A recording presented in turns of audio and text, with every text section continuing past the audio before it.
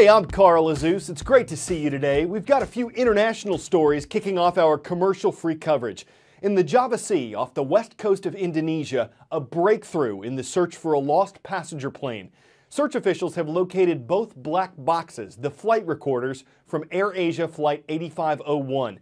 It crashed on December 28th with 162 people aboard. The recorders have info about the plane's speed, its engines, its cabin pressure, and what the crew was saying. Investigators hope they'll explain what caused the crash. To France now. After a wave of terrorism last week that killed 17 people, there was a tremendous unity march in Paris. More than 40 world leaders attended, but not one from the U.S., and critics say the Obama administration missed a leadership opportunity. The U.S. Secretary of State had a prior commitment in India. The U.S. Attorney General was in Paris, but didn't go to the march. And the president and vice president were both at home.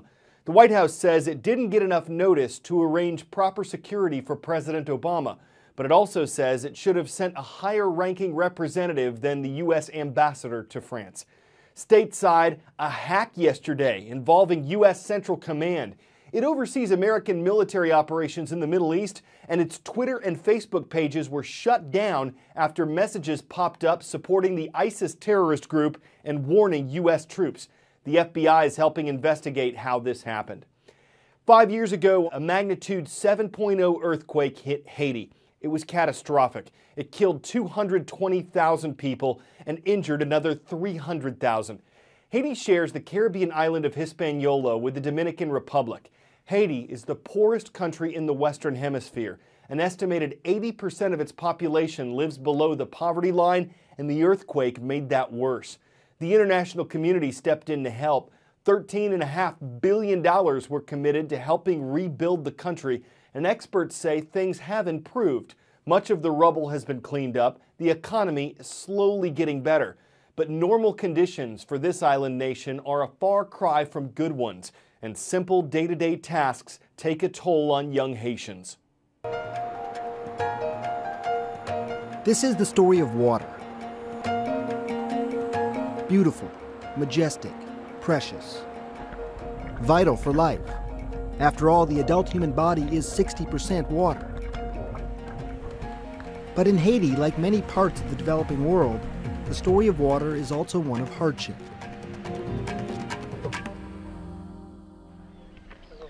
Daybreak in Fabius, a remote corner north of Haiti's capital, Port-au-Prince. This picturesque tableau of grazing animals and rice fields is also the stark reality of one girl's daily misery. Moi, je m'appelle Virginia. Chaque matin, moi, je lève maintenant de l'eau. C'est juste bien loin. A half hour away, to be exact. Moi, je pense avec le pays, il n'y a pas de l'eau. Ça me va faire de l'eau, c'est que je prends pour faire manger, pour laver, et puis pour le bien. Her water source? A stream that irrigates the crops. It's estimated women and girls worldwide spend more than 150 million hours every day fetching water for their families. A collective loss of productivity that is staggering. Then it's time for the walk back home to get ready for school.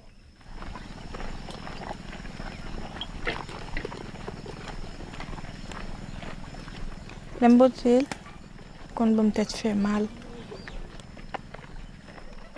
M'ba kasi bote comme avec tête moi. Laisse ay comprimé yo acheter bambou. Virginia will return again for the evening run. In all, 2 hours spent every day just for a basic necessity. It's the only life the 16-year-old knows. The scale of the problem extends beyond just the quest for water. It's also the need for clean water. According to the World Health Organization, nearly 1 billion people around the world lack safe drinking water. The problem is much bigger than any one organization can take on. Even before the water can be purified, one needs a water source to begin with. And aging infrastructure in the cities, a rugged mountainous terrain in the rural areas, deforestation and erosion, a lack of resources to develop needed systems. All of these are just some of the challenges that make water and sanitation so complicated in Haiti. And also a matter of life and death.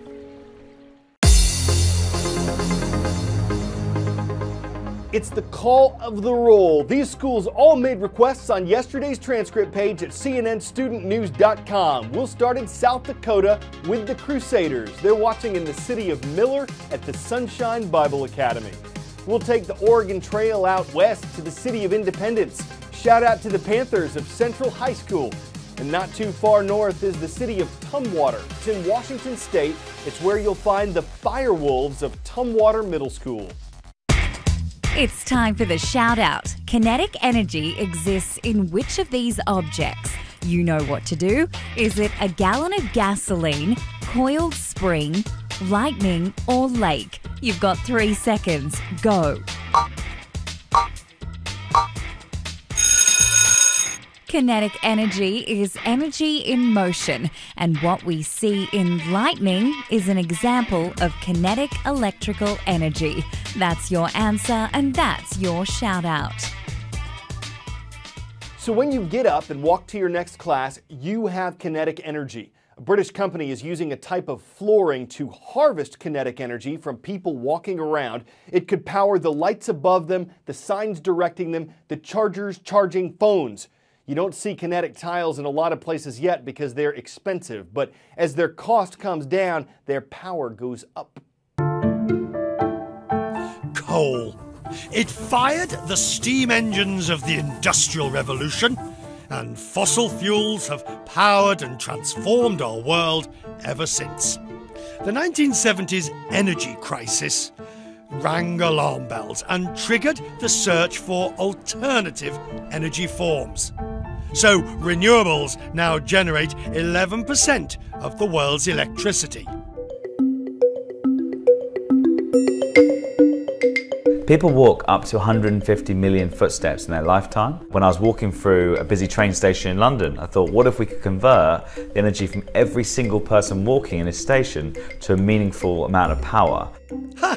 Literally a light bulb moment, which led to PaveGen, footfall harvesting flooring that can turn the kinetic energy of footsteps to electricity off the grid. The PaveGen tiles take just one step to generate up to 7 watts of energy. And how that works is the top sheet deflects when you walk on it. From just a few steps, the lights come on. Now, I can also store that power from, say, 100 steps and then light the power fitment for a few minutes.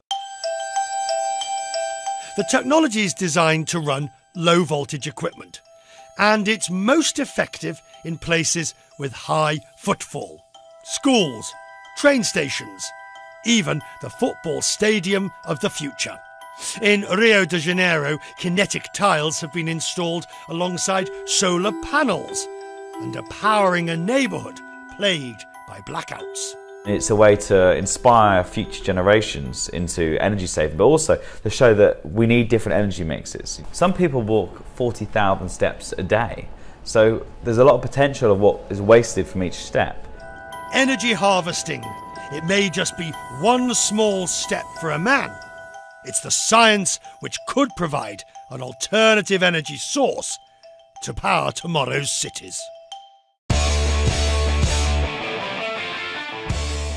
If you find heights harrowing, you're gonna hate this. It's video from a drone flying 1,500 feet up a TV tower in South Dakota where a repairman just happens to be doing his job.